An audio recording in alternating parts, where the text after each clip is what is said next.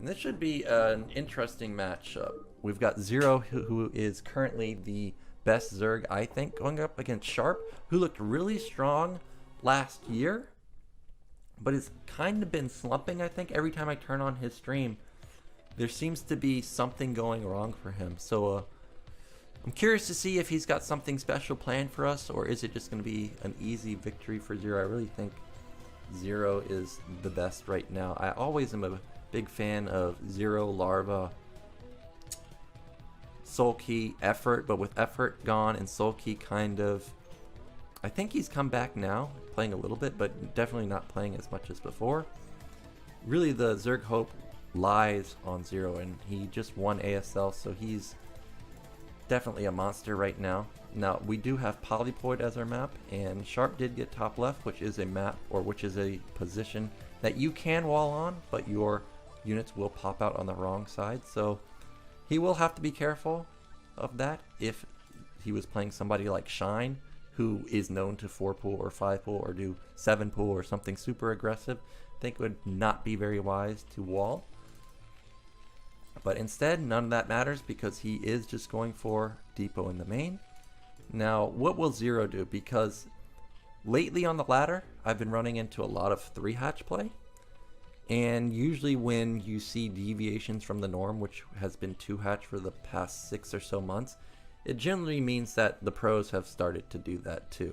So we may see some 3-hatch play from Zero here. We may just see standard 2-hatch. We'll have to wait and see what type of 2-hatch style he will go for. If he ends up going for the 2-hatch, is it going to be the instant extractor at 2 minutes? Is it going to be the 2.5 hatch, which Hero really innovated about a year ago? Is it going to be gas before pool? Just have to wait and see. Now Sharp, what's he want to opt for? 12 gas is come and gone, so this is not going to be a tech-based play. Zero is going to put down his pool instantly. He is not going to be greedy. And it is going to be instant 2-minute gas. So this is going to be another 2-hatch play. Now 2-hatch I find to be the most difficult build in the game to face when facing a Zerg player. It's really hard to read. They can just build mass slings. Obviously they are all in with it, but it can catch you completely off guard. So Sharp's going to have to do a really good job to scout as much as possible, get a good read on Zero, because if he misreads it, Zerg can snowball really quickly. Now luckily for Sharp, he got a first scout off, so he opts for command center before the second depot. This is really going to boost his econ. I've been experimenting with, well, I've been going into single player and mapping out some of these builds, and this gives you about 2 to 3 more workers, which can add up. Even if you just end up losing them, that's a lot of econ that you are keeping, or that's a lot of econ that you are actually building up with those 2 to 3 SCVs before they end up getting picked off by Muta. So this is pretty much the best opener that Sharp could have hoped for. Now in response, he's going to go for the standard 2-rack follow-up. We're just waiting to see when he puts down his gas. Standard gas timing, 345, 4-minute academy. That's the go-to build if you want to play a macro game. If you want to put pressure onto the Zerg, you're going to be putting down your gas about now. You're going to putting down your academy within the next few seconds. And that's going to put pressure back onto the Zerg. It's going to force them to build a sunken colony or a few more lings. And it looks like that is what Sharp wants to go for, because this is a slightly faster academy. This will allow him to put pressure back onto Zero. Don't let Zero just get away with doing whatever he wants in the initial stages of the game. Now, I don't see the Academy anywhere, so even though this gas was slightly faster, the Academy was actually approaching 4 minutes, so maybe he's not actually going to put on some pressure. He's kind of just a hybrid where he's going to be getting a little bit more gas than usual. Maybe that lets him get up +1 weapon and also get range at the same time. So a bit curious to see what he uses this gas for. Obviously stim and range, but is he rushing +1 weapon with it? Now 6 lings with speed out on the map. This is a pretty standard amount of lings. Spire is about 1/3 of the way done. No eBay in sight though. Now you really do want to put down your eBay at around 5 minutes so you can get up your turret in time. So Sharp still has a few more seconds to get that done. And this is why TVZ is so hard when they open 2-hatch. Even though their econ is really hurting, he puts down a 3rd hatch. He's going to have it line up with when his mutas come up. He's going to have enough money to actually be able to build 5 mutalists here. So this is not really a greedy play. It is going to line up very well. He's not going to be under resourced. He is going to be able to afford the 5 mutalists. Now the eBay is starting to come up. Spire is about to finish, so this is good timing from Sharp. 3rd barracks coming up. This is standard move out. He's got 7 Marines, 1 Firebat, 1 Medic. He is trying to just push the SCV into the main of the Zerg. He wants to see what's going on. Nice Ling counterattack will get these 2 Marines for free, and that's going to be very annoying. And all this does is buy time for Zero to get his mutas out, and Sharp needs to scramble to get turrets up, because if he doesn't get turrets up, these mutas are going to wreak havoc on the natural. You can see that a turret got denied in the main. +1 weapon has not started despite having the gas. He has started range though, so that's great. And this is going to be armor for the Zerg. This may be all in 3 Hatch Mutalist play, or he may be going into Guardians. More and more players have been going for armor as opposed to weapon. So you don't know for sure if it's just going to be all in mutas, but it still has the potential to be all in mutas. Meanwhile, Ling has been so annoying getting another cancel or another deny on the turret. Mutas, this is 5. This is all you need to one-shot a Marine. So he's doing a good job. He takes down another Marine there. 5 Mutalists, 4 Mutalists. Okay, now he can no longer one-shot the Marine. But a lot of damage already being done. You can see that supplies are very even. More Mutalists are being built up. Zero has his 3rd base up and running. He's going to start taking the gas. And this is starting to get catastrophic for Sharp. He doesn't even have his 3rd barracks up. Everything is just a disaster right now. He's oversaturated in his natural and undersaturated in his main. This feels like a game that's already in the bag for Zero. It's going to be very hard for Sharp to recover at this point. He doesn't even have that many turrets set up. And once +1 armor kicks in, he's just not going to care about the DPS of the Terran player, especially since they don't have a matching +1 upgrade. One-shotting that SCV. Oh no.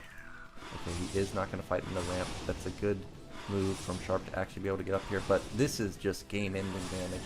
So much damage going down. Multiple SCVs being taken down. It's now even in workers, and he has 3 gas, and he has 3 bases. More mutas being pumped out. There is no Queen's Nest, there is no Hydra Den, so this is just mass mutas. And I don't blame Zero for going for this. He knows he's traded so well. He knows he's crippled the econ of the Terran player that he doesn't really need to go lurkers. He can just overwhelm with mass mutalists. Now the natural, those aren't the greatest turrets, but for now he is going to back off. Zerg doesn't have vision of where these Marines are, so he has to respect the potential counterattack. But I think any counterattack would just get instantly eviscerated by just simply mass mutas. Hydra's Den is going down at the 3rd base, so it is not going to be pure muta. Sunkens have already come up at the natural, so that's going to be well defended. Queen's Nest going down. +1 armor is about to finish. +1 weapon for Terran is getting close to finishing, so actually they are going to match, but there's just not that many Marines left. There's also only 3 barracks, so any losses on this Marine count is really big. Another Marine going down. 33 drones to 38 SCVs. Zerg is in a dominant position right now. A supply lead. Factory is at least done. He's going for a tank push. This is going to be so hard to make work. He needs a lot of support for that tank, but this is probably his only chance to try and win the game. Zerg is just skyrocketing in terms of econ, in terms of supply, that he needs to go for a killing move. Trying to draw the game out is probably not the wisest move. Muta's coming in, sniping a couple more SCVs, gets double SCVs right there. The entire gas line gets wiped out. He's going to try and fight these Marines on the bridge, most likely. Ooh, and he's going to get a tank for free. And with the tank going down, that could be Sharp's dreams of winning this game also going down the drain. 38 workers now for Zerg on 3 bases, 33 for Terran. Sharp just falling apart. Zerg making it very chaotic, even hard to keep his barracks, constantly building. He's not producing that well out of his 3 racks that he has. Science facility is, it's not a science facility. Science facility at the main. Support, starport going down at the main too. I think this is just too much damage. There's not even a lot of medics here.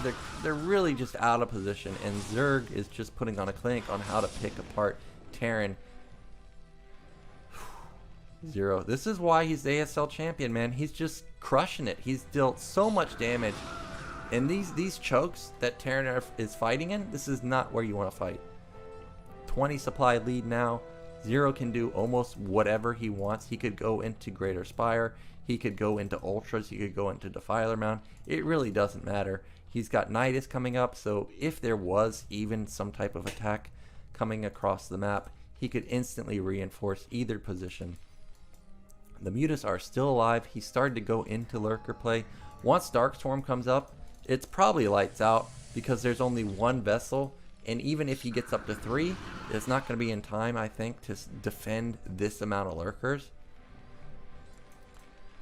So Sharp, I think, is just going to fall here. There's just so many lurkers. He may end up going without even waiting for defilers, but I think that would be kind of a way to throw. Well, this is a way to kind of let Terran back into the game. One lurker goes down, but he's not going to try and engage the remaining lurkers. There's still 5 here. That's so many. Ooh, is he going to go for it? Okay, he's just trying to push Terran back. Gets a few more Marines for free. He's going to get these 4 Marines on the high ground for free.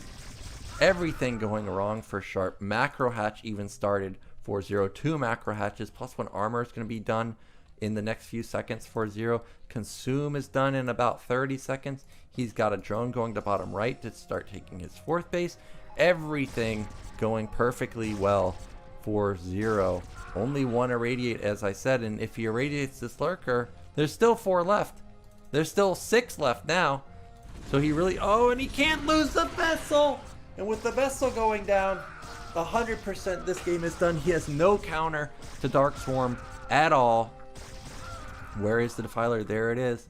And this Defiler is just going to end the game. It's just a matter of time now. There's nothing to deal with lurkers under Darkstorm. There's no Firebat spam. It's still just Marines. Still no vessels out. Even if they pop out, they're not going to pop out with energy. And this is going to be GG. This has got to be the killing move. Oh, it's GG before he even attacks. Sharp taps out. So Zero is going to win convincingly there. And that was really, really nicely done from him. He really just picked apart Sharp.